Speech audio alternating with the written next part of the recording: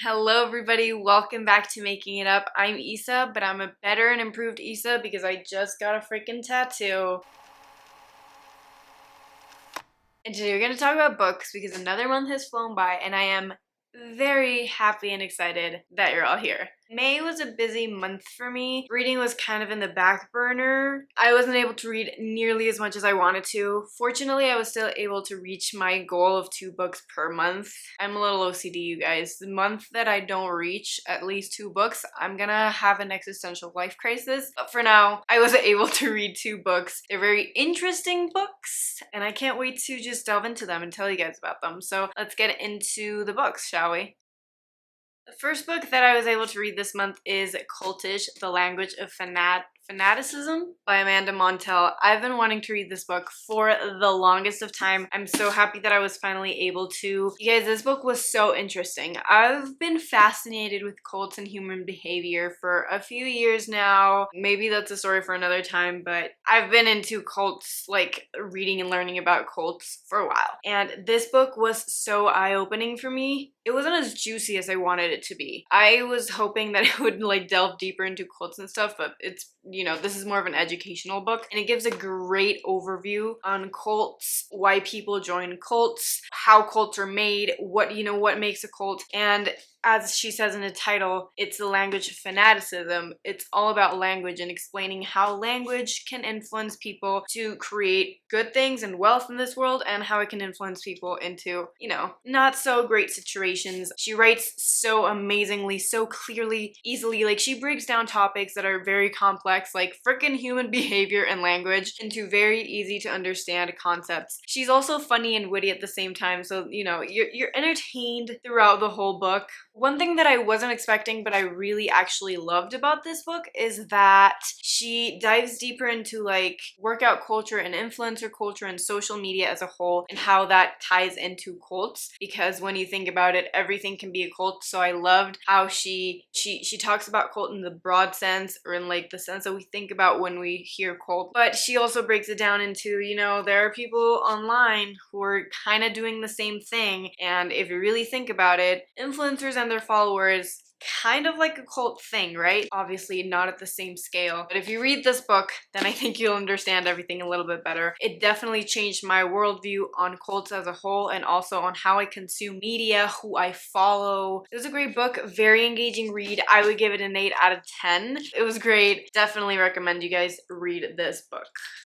And then, because I was running out of days in the month, I decided to reread Animal Farm by George Orwell. I read this book so long ago, and I'm pretty sure I didn't understand it when I read it at the time. Like, I didn't grasp its concept. I decided to reread this book because it's very short. My OCD would not let me miss my goal, okay? So I went for this one. This is a classic. This is a classic book for a reason. George Orwell has a few classics. And this book, as I was rereading it, I realized that it is touching on very relevant topics that were relevant when this was written, and they're relevant today, which makes me kind of sad. This is a very political book, and I'm still learning about politics and my worldview on them. But this book really just solidified a lot of the things that I already believe, like how absolute power corrupts absolutely. It's insane, and it's explained so easily here, and you can see, if you've read this book, but you can see how just one person can manipulate things and make them seem as something else. And if you blindly follow someone, if you just do as you're told and you never question anything, and you're just like, oh, this is a person in power, I'm just gonna put my complete trust in them, then you only see what they want you to see. It's an eye-opening book. No matter how many times you read it, I think it's just reinforcing of the fact that most people in powerful and political leadership positions mostly look out for themselves. That's just my take on it. I think George Orwell kind of was going along those same lines. And if you're wanting to learn more about politics, or you feel like you need to grasp a few more ideas, but you just feel like you aren't engaged with like the super political content that's out there, this is a great book that explains politics in a very simple way, in a very engaging way. It's a story. At the end of the day, it's a story about a farm of animals. Books like this are great to learn from, to take as an example, and to put into practice. So, great book, 10 out of 10. It's a super short read, it's a super easy read, but it's so worth it. I feel like I read it in like a week. This is one of those books that's like gold in pages. So, Read it if you haven't already. George Orwell is a must. It's a classic for a reason, and it's such a good book. Isa from the future here. I have another book.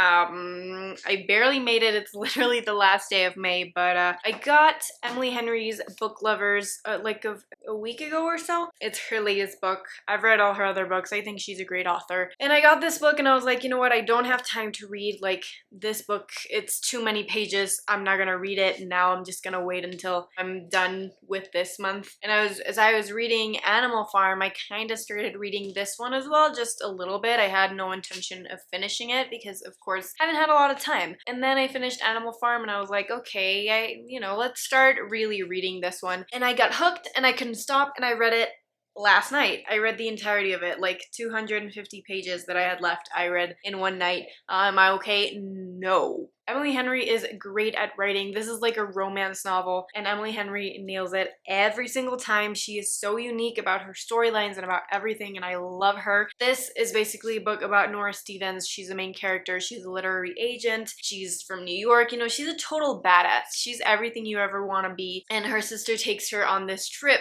to like a small town in North Carolina, I believe, and it's like the story of her going there, and that's where she doesn't meet this guy because she already knew this guy. His name is Charlie Lastra, and he's also like in the literary world.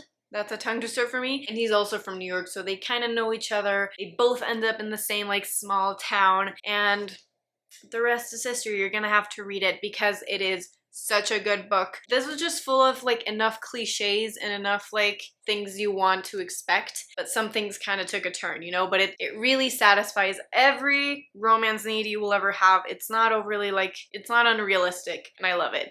And I read it in a night, okay? That's all you need to know. I find this with all of Emily Henry's books. At first I'm like, start reading them and I'm like, this is a good book, like it's good enough. I'm reading it and I'm liking it, but I don't get hooked. And then she freaking hooks you after like 50 pages and you're like, I cannot stop. I am unable to stop. Holy crap. It's an easy read, like it's not super like fancy words, but it's so well written. She's so good at describing human emotion. It's insane. She's a great author, and this book is amazing. If you're a book lover, I think you're gonna relate a lot with this book.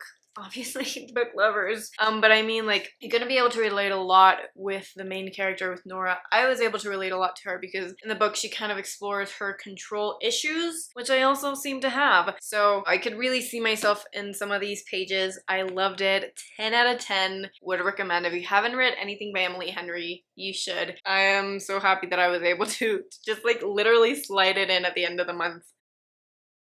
Okay, you guys, and that concludes this month's reads. I really enjoyed the books that I read this month, even though I wasn't able to read maybe as much as I wanted to. I learned a lot, I grew a little bit from reading these, and that's all I can ever ask for. And just a reminder, you don't have to read 1,000,000 books a month to be a reader. This is a reminder to myself and a reminder to other people out there, or maybe feeling the pressure. I know there are a lot of people that share that they're reading like 5, 6 books a month, and that's awesome. If you have the time to do that, and if you want to do that, that's great. But you don't have to read 1,000,000 books to be a reader. You could be reading half a book a month, 1 book a month, 5 pages a day. It's fine, just as long as you're having fun and enjoying the process. You are a reader. Don't put so much pressure on yourself. To end that motivational speech TED Talk moment, I want to know what you guys have been reading. Leave your recommendations in the comments below so that I can add more books to my pile. And if you've read any of these books that I talked about today, let me know your thoughts below. If you enjoyed today's video, then make sure to give it a thumbs up. It helps me out a lot. And if you're into super easy and natural beauty content, book content, and sometimes more of my life content, and please make sure to subscribe. I'm here every week. I'd love to have you back. And yeah, thank you so much for reading. I hope you had fun. I hope you learned something new. I hope you're inspired to read some new books. And I hope to see you right here next week.